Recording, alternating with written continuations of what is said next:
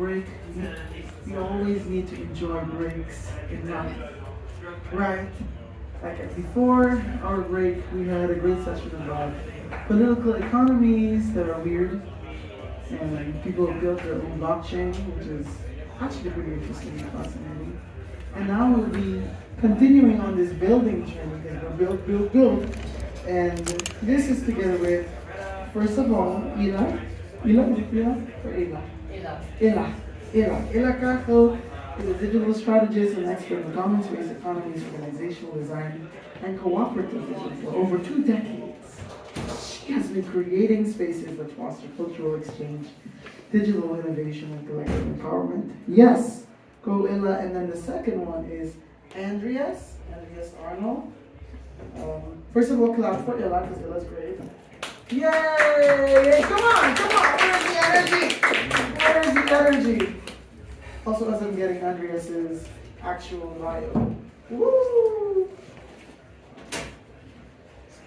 Andreas is an industrial engineer, social entrepreneur, and expert in cooperative business, and he serves on the board of Platform Co-ops EG and has long supported startups, founders, teams, and companies working on social innovation and cooperative platform models, and he's helping to shape the digital economies.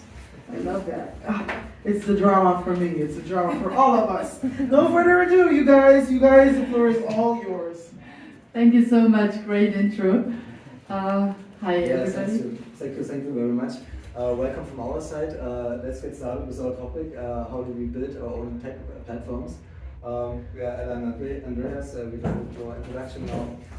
And together with you, we want to explore why big tech is failing us today and how we can make it different. So in the first step, we really want to look into why public infrastructure doesn't really work in our favor. Then get an understanding of the principles for platform co-ops and tech co-ops.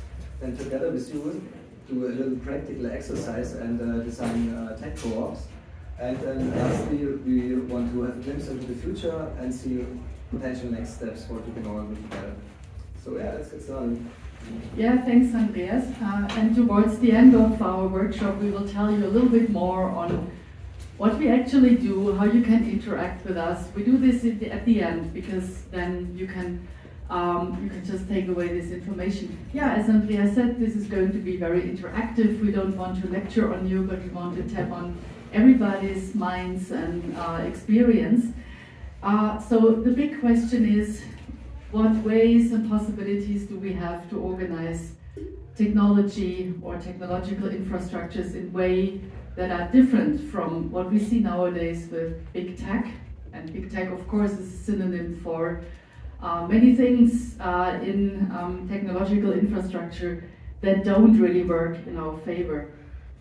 And I would just be curious in hearing from you, what do you think? What are actually the problems with big tech? Everything that comes to your mind, just feel free to share, please. That their interests are controlled by advertisement interests. Thank you. What else? Venture funding creates an unnatural attitude towards a sustainable, a lot of really good outcomes are not considered successful enough to warrant venture funding. Right. It also creates sole power for the person who invests and doesn't put too many profits or benefits to those who actually create the value, right? Yeah, good point. What else comes to your mind, please? Maybe that there's then no mechanism of accountability towards the people in that power on fact-checking, moderation, algorithmic sort of governance, Yeah, great point. And we've seen a good example with what has formerly been used by all of us, Twitter, that became X now. And I think what you said, the lack of accountability is very visible there.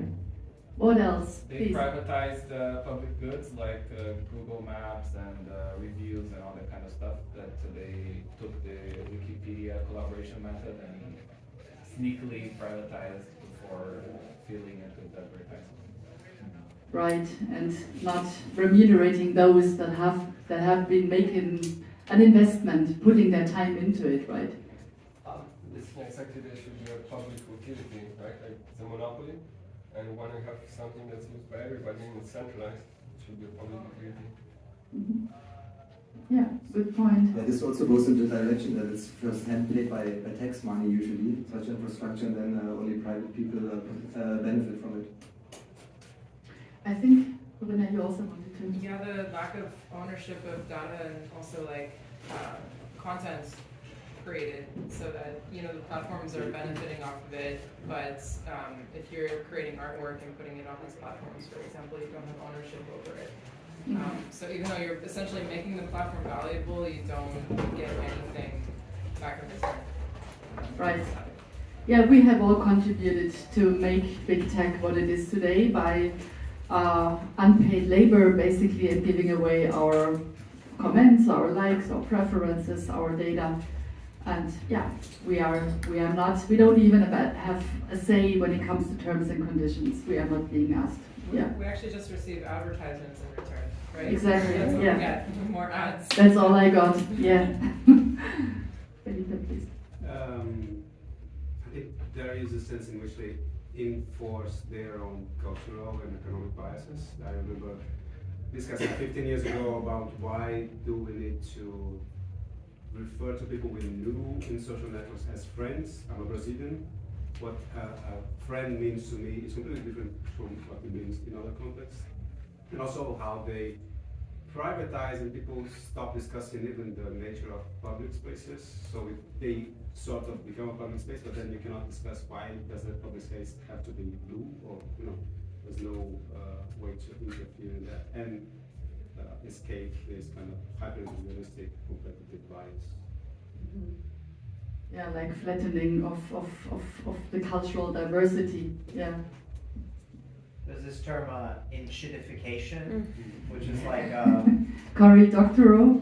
I feel like what for me, I guess the part of that one part that hasn't been mentioned here yet is that the platforms start out one way and they get worse over time when they need to exit and provide value to their shareholders, and so they lure in a tremendous amount of activity by presenting one sort of experience, and then that it degrades and becomes something else over time. Just to add to that, the fact that often they buy services that are valuable but end up discontinuing them, like many occasions, interesting things that bought and that Right, yeah.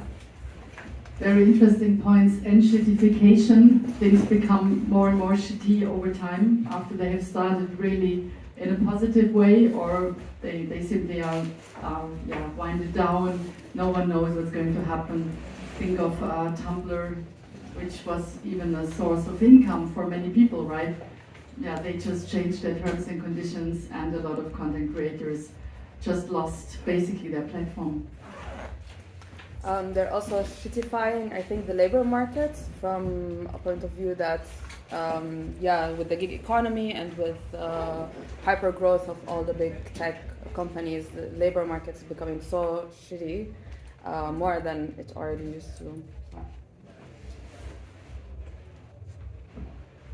Well, I think we also talked about the problem that there's a certain lock-in effect, so that especially in the public infrastructure field, that like schools or university, they all use tools where they get them provided by certain players for like decades and very long time frames where they are locked in and can't really get out.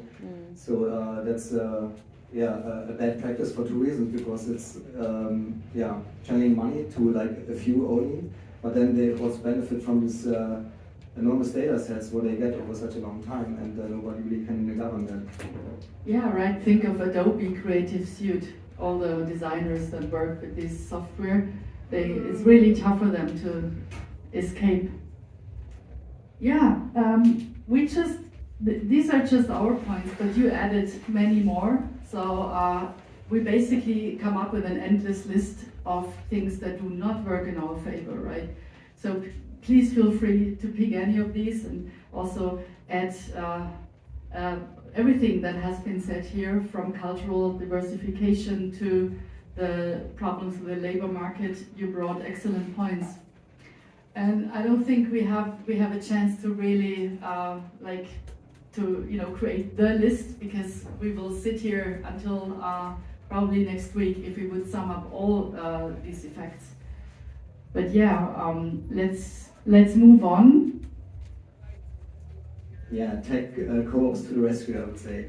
Wouldn't it be great if we would create a cooperative economy where actual tech co-ops and platform co-ops would take care of those hassles and problems? But then, in a step before, I guess we have to think about what are the key principles of such tech co-ops and co-ops in general. Perhaps we can also start brainstorming a little bit about those key principles. How should tech co-ops be operated? What do you think? Or maybe we can even ask if the term cooperative, because I know that in every country the meaning might vary, is that term familiar for everybody? Does everyone know what a cooperative is? Okay, that's really good. Would you still like to explain it? Yeah. Just in case. You gonna Well, explain? yeah, basically a cooperative runs by this number one rule, which is one member, one vote. So everyone, perhaps if we found a tech co-op together, can put in different kinds of or amounts of money, but we all have like one member, one vote. That's the basic rule, and from there it's deriving everything else. I mean, from like equal distribution and fair value, which comes from every one of us gets together in a general assembly once a year. We could make decisions together, and then not only a few people are participating, but we would basically create infrastructure that's beneficial to us all. But yeah, let's invite the others again to brainstorm a little bit. Yeah, but maybe just to add to that, I think the two pieces of DNA that every cooperative has is the one member, one vote principle and co-ownership, right? These are like the things that you cannot really negotiate. When it comes to platform co-ops, do you have ideas on what a platform co-op is and how it? Okay. Well, my favorite example of a platform co-op is actually a freelancer co-op that used to start in the 90s already in Belgium. They developed a framework for freelancers to handle their individual clients. They started off with 90,000 members back then, and in Germany this is existing as well. Smart, it's called Smart Freelancer Co-op. They have 1,500 members, and what they actually do is instead of you invoicing your clients, the co-op is invoicing the clients. So you create an internal budget where you can employ yourself, and through this get a ton of benefits, because you pay cheaper health insurance and pension systems and all this stuff. You don't have to. You don't really have to bother with your tax declarations and so on. And yeah, Smart basically does this with a digital tool. It's a smart portal. So there comes the digital aspect of this co-op into existence. And now running it up to a sort of definition. So a platform co-op is basically some co-op that relies on digital infrastructure. And that also has the capacity to onboard members throughout the whole world, basically, because it's workers and users that unite around a digital product or service. So that means they are organized in a cooperative manner. This is quite interesting because the traditional notion of co-op is more rooted in the local, whereas a platform co-op sits on or is built on a technology, on a piece of software, on a digital marketplace, whatever. But it's the same principle that apply. So please. Just had a question about that, and going to your smart co-op example. It was my understanding, to participate in smart co-op and get the benefits that you were talking about, you need to be actually domiciled in one of the areas that smart co-op is part of, so Belgium, Germany, and wherever else they operate. I'm wondering how that relates to what you're just talking about, how these platform co-ops can accept workers from all over the world, and I guess my question would be do you need to always have that tie to the real physical world / legacy legal system, state system, or can you is there like different platforms that allow like digital workers to just remain digital, not necessarily tied to any physical location. That's a very good question, and I think we just got a joker in the room because here we have Magda. She's a board member and founder of Smart Germany. Coincidence. So Magda is there to clarify all the questions. Later, but not now, but later. Because we have some content to deliver here. But to your question, I mean, as we just went with the smart example and like the 10 countries where they are present in Europe, I think you have to become a member in one country and you do not necessarily have to be from this country. I mean, it probably makes sense if you live in Germany, in Berlin, that you become part of Smart Germany. But your clients, even they can be from all around the world because the company can invoice them the same as you would do before. Or it can be a mixture. Imagine a global service that is organized in a cooperative way, but still is federated locally. So, and that is even something that I would say personally that would be amazing, because there you have the benefit of social coordination at scale that can be achieved through all the technology we can imagine, but still you can make sure that there is local knowledge sharing and capacity building. And I think both is equally important. What do you guys think about money and fundraising for a company that is a co-op? Do you see different ways of kickstarting such a co-op compared to traditional businesses? I think like crowdfunding is interesting. I mean, I've seen digital co-ops do it relatively successfully. Like, there's that one with the taxi drivers in New York, Drivers Co-op. They raised a few million through crowdfunding, which was cool. Also through a platform that like if you invest as a person, you're gonna receive dividends on it, given that they succeed, right? So there's a return as well. But yeah, I thought that was like, it's kind of like, making investment a lot easier for the average person to contribute instead of just investors. That was one route. There was another contribution just behind you.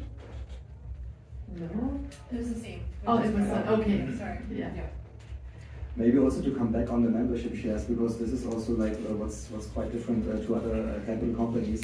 It all goes hand in hand, membership shares with membership benefits, because that kind of like breaks this funding logic where external investors chip in the money and then will the company extract all the profits. Because in a co-op, one of the very first rules is also that you're working for the membership benefit. So that ties into whoever is a member, bought shares, also gets either dividends or again can participate in distributing this into public infrastructure of this co-op. And yeah, please. I just wanted to respond to that. The only thing I wonder with that is like, you need a certain amount of capital, maybe like especially a tech co-op, maybe you're building a tech platform and that requires a certain amount of capital. And then how many members would you need, right, to fund, like to get that money together to build it, right? And over time, the membership model could be amazing as you get a lot of users, but that's the roadmap, right? Yeah. So it's like, and that's also the actual problem when you talk about platform co-ops, because none of them has the financial capacity. And here is also Felix is here. He's not here in the room, but he's here on the festival. He co-founded Fairmondo, and he had this claim to challenge Amazon very early on, already back in like 2015 or something. And the problem is that it was impossible to accumulate the money to come anywhere near what Amazon is doing. But I still really respect this approach, because you could clearly see, okay, you cannot approach this with traditional notions of funding. And also an investor would probably hesitate to put money into a cooperative because he or she doesn't have the influence, right? One member, one vote also applies for an investor, no matter how much they give. So what's really interesting is that there are several or very different avenues of funding for a co-op. The member shares is one part. Crowdfunding is very often done. Most cooperatives are in a constant crowdfunding mode. But then it's also about credit, it's member credit, it's all sorts of, I mean, it is just not this one single VC pouring money into the co-op, but it's rather, it's many different funding streams next to each other. That yeah, just to complement this, if you are interested in funding a co-op here in Berlin, Germany offers also quite some subsidy programs which can kickstart your business. Others like Smart were lucky that again Belgium already had been existing and funding the different countries, and yeah, potentially we also want to work on such an ecosystem that can provide financial means to each other. I would also like to add that I think right now, with what's happening in America, I think in Europe in general, there's a big kind of hope or movement towards kind of demonopolizing. So I think right now is probably one of the best times for getting public funding in that kind of direction. Yeah, very good point. And demonopolizing also means opening up the company for decentralized governance, really. And I'm wondering, what are your ideas if you imagine a technology company with a really, sophisticated governance in place? What would make that different than anything that we see today in big tech or other areas? Actually, the question is connected to this. I'm a big fan of cooperatives since a while, and also been volunteering a couple of years in Platform Consortium, and I had to organize the course, like third edition. Okay. And my first time in Berlin was actually in the supermarket. I think we met that night. But I have some.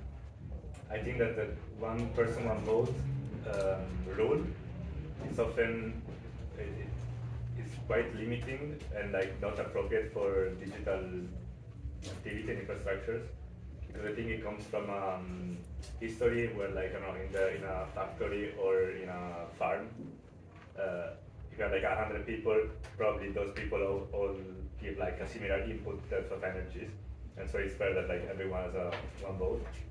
But for digital services, especially for like international services or sophisticated new economy stuff or marketplace or platforms, I think it's like it would be much better to have a sophisticated governance structure in which are like the core contributors or the core stewards that like a lot of governance and the majority power and most of the economic benefits, and then like the users and investors and other stakeholders may also have some governance share, but not necessarily one, no?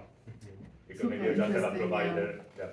So, and I also think it shows from the fact that platform cops have not fared so well so far, while a lot of good new alternative services are more like small team, very committed, very listening to the community, and those are the projects that survive and are creating alternatives. And I don't think that most of the users care about being members of a COP and voting, because like you just want a simple service to use, which is not like big tech.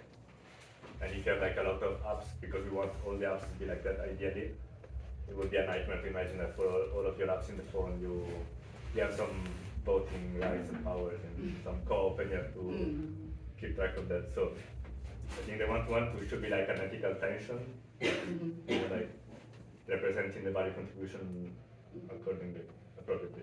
Yeah. So you raised a couple of points. One point is also very important for our work, is to also consider cooperative governance in correspondence, for instance, with DAO governance or other forms of capturing members' ideas and sentiment and whatever. Because it's true, voting is very binary, is yes, no, abstain. These are the voting forms that you have in a cooperative. But imagine there's a conflict or maybe a very ambiguous issue that needs to be decided by 1,500 members. In reality, not all of them engage, but the people who do engage, that for them, the traditional voting is not always the right instrument. And this is also something where cooperatives also need to develop themselves and onboard other systems of decision making. So this is a really good point, and this is also something that's very important for our work. Would you like to add to that? Or because you mentioned how I see it like as a continuum, and on one opposite you have like one person, one vote, and on the other opposite you have like full token-based governance, which is the opposite that we don't want, but in the middle there is like whole aspect of implementation. Yeah.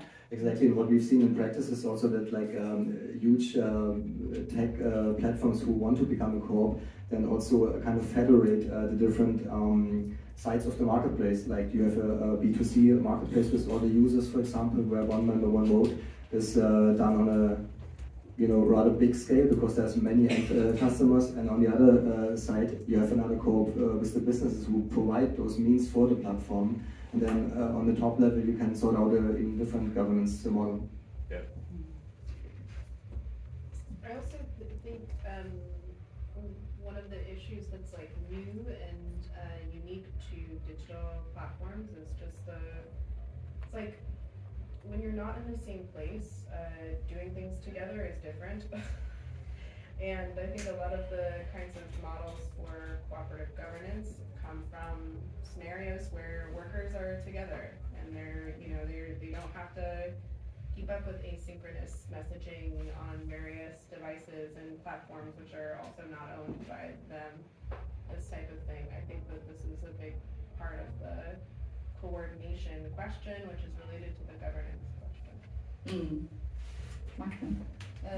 Next week we will have General Assembly. We are 1,200 members, and the most of the members are in Berlin. And of course, I see the more engagement of the people who are in Berlin, who can come to the place and meet us with the party and having some drinks and talk to each other. So this is really, and for me, it's when 100 people will take part in the formal part of the General Assembly, it will be a big success, So, and if like 150 will come to the party, I will be really, really happy. So keeping the engagement of the people, it's also keeping community building and workshops and ideas. It also glue people together somehow and keep them identifying with the cooperative. So even if we are all around Germany, we really have to try, or we'll really try to keep people engaged and happy with us, because if not, we will have started problems, So unhappy members is bad cooperative. So this is true. And we are not a tech cooperative. We are based on digital tools. We are digitalized thanks to supporting of German Ministry of Economics. And it was really hard to get this funding. It was really nightmare. but I also want to give an example. For instance, Co-op Cycle. Have you heard of that software? So it's basically a dispatching software that bike riders from bike delivery services often use. So I'm not talking of corporate delivery services, but self-organized ones. And the good thing here is they organize around this software, because bike riders can be sure that even when they leave their collective, they still can keep their profile.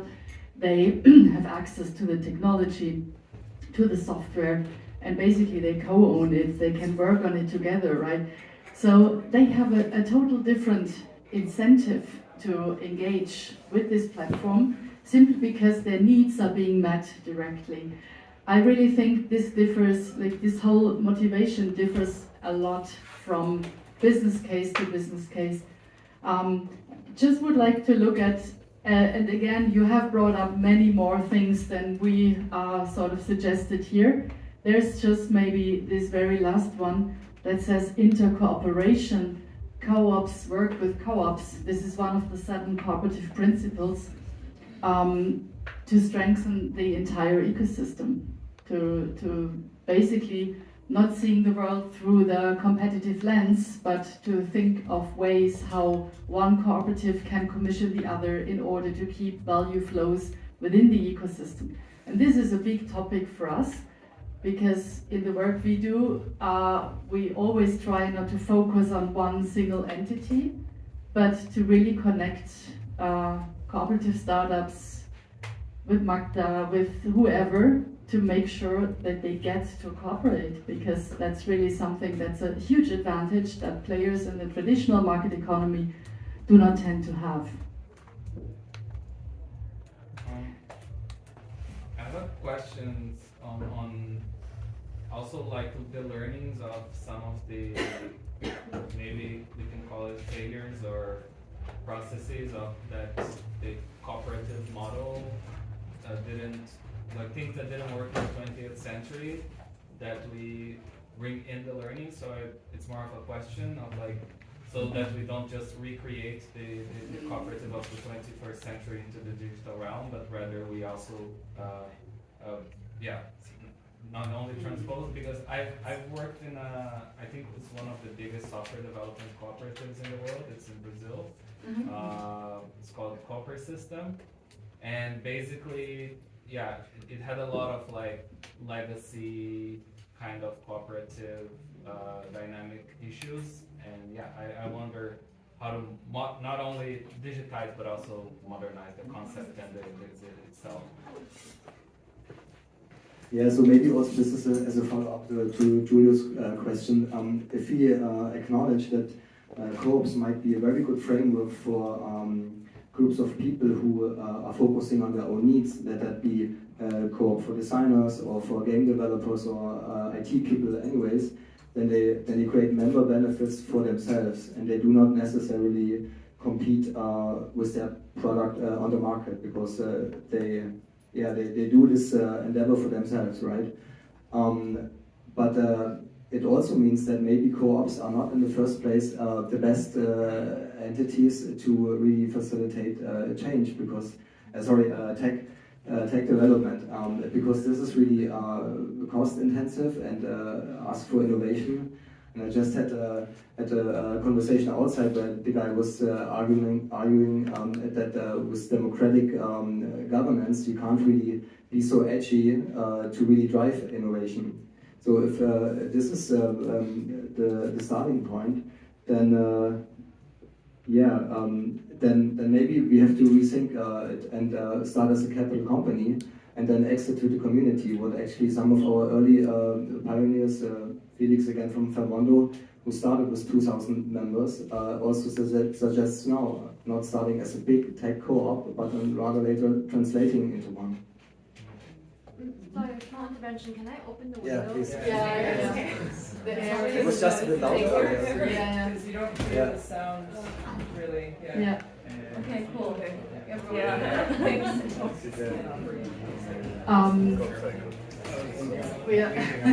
Okay.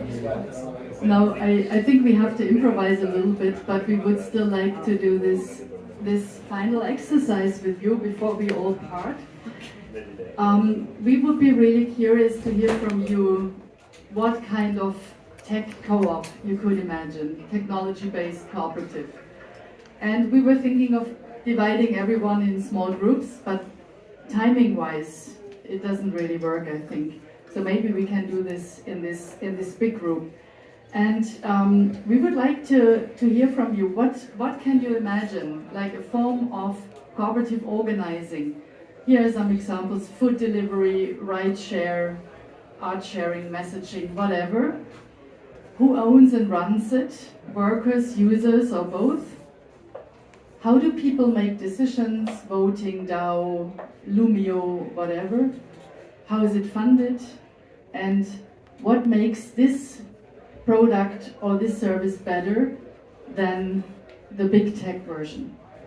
Do you have any ideas? Do you have like a dream tech co-op that you think should come into existence? Oh yeah, I see some hands coming up. That's very good. We start with you, please. Yeah. Can you hear everyone well? Yes. Yeah? Okay. One feature that disappeared from social media that I really loved was like events, and I feel like it's a thing that would be easy to onboard a lot of people with a cooperative mindset. Is like an event, like you're throwing a party and you're inviting people, like I think you can still do that on Facebook, but not on Instagram. And it's sort of this big missing feature from social life is like connecting via events on these. So that's what I would make a co-op of building. Cool, thank you. What else? Yeah, okay, but I think more, but we try to capture everyone. Philippe, please. Actually, I've been working on a concept. I'm part of an NGO called GIG, Global Innovation Gathering, that has makerspaces and innovation hubs in different parts of the world, mainly in the global south. And one situation that I've seen happening time after time is that some of our projects, because they are distributed and each one has their own organization, end up generating, in particular, very often educational materials like open educational resources. But as soon as the funding is gone, the platform, the website disappears. And a concept that I've been trying to work within this network of 200 people is what we're calling Global Innovation Academy. That would be a mock platform, basically something possibly using OpenADX, but that would be cooperatively managed. And the idea would be to treat it as a service that is a cooperative service for members, but potentially also a source of revenue, because the courses that will be offered there, they will be offered as a kind of outcome of the grants that different organizations have, but they could also be offered as a service that can be sold to other people. So this is one of the projects that I'm trying to take from. Do it. Go for it. Yeah. Yeah, I did. I was just thinking I've involved a lot of networks around digital campaigners and people who are involved in various activism and stuff. And there's a big sort of, obviously right now in the current political climate, there's a whole big conversation about people moving off big tech, and I feel like there's a real gap actually in terms of there are corporates out there, but to have a corporate who provides a lot of the platform services and support to get people off onto other platforms, because it's not easy. Weirdly enough, they don't make it easy for you. And to have something there, the infrastructure of support to allow other kinds of non-profits and activist groups to be able to easily, with limited technical capacity, to be able to move on to open source platforms, low impact platforms, secure private platforms, and things like that. Cool. There are some, it's true, but there are lots out there, but lots of them don't have the sort of level of support you need. They can't. Thank you. Software for project coordination for distributed teams of people. If anyone knows of examples of this that are like good and not extractive, let me know, because I can't find them. Okay, thank you. Yeah, that's a good question. Does anyone know a good example? Lumio, maybe? Or Mattermost Mattermost. is kind of open source Slack kind of view. Scuttlebutt. No, like, I'm saying like, what's happening? Who's doing it? Where can I go and see all the things? I'm thinking like Monday.com, I'm thinking Notion or whatever this is. Upflowish. I think it's developed by Cooperative, it's a Notion alternative, and it's stealing data. I wouldn't recommend it, like, don't transfer all your data right now. Sure. It's self-hostable. Yeah. It's becoming Notion Yeah. 5 years ago. Notion 5 years ago. That's the Upflowish. Oh, we should really collect these examples. Gather Town. For events, there is a video. Hello, Gather Town. It simulates so like cute. an office, like we all sit together. Pokemon. Yeah, It's it's really like 90s, but it's really cute and it works.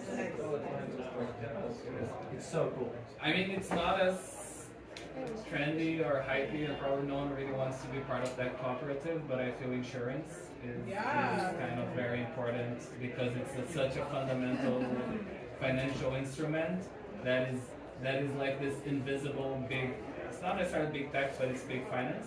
Right? Everyone attacks on the banks and big tax and all that, but the insurance companies are basically making bank out of our needs to have insurance on all the things. And having that as a cooperative mechanism will be important and kind of balance out. There's a lot of challenges, but yeah. Do you know if they have that in Monopolistic? They certainly have insurance co-divisions also for pension systems, and it all ties together with money in general. I mean, wouldn't we all agree that we also need cooperatively owned money? I mean, this is the bread group here, right? And I'm sure you all have heard of bread chain already. I love this mechanism. Actually, I hope in the nearby future that we're also able to create a cooperatively owned money where some euro-backed stablecoins can enter the game, and the various co-ops would, like put money into this without spending it, without losing it, but still generating a yield that then can be cooperatively be distributed amongst the different stakeholders of the ecosystem. So those are important leverages indeed. I think one that would tie it all together is news and information consumption. For example, where do I get information, and basically that's behind a lot of those things, and knowing where to get which information, how to confirm it, and everyone has their own bubble, and if everyone could contribute to that, I think it would be valuable. As I am planning to be soon old and poor, I would also like to create a cooperative for old people who have assets and are alone and would like still to travel, as me for example, so that we can have like old people Airbnb, based on these principles. I join you. Totally. Yeah.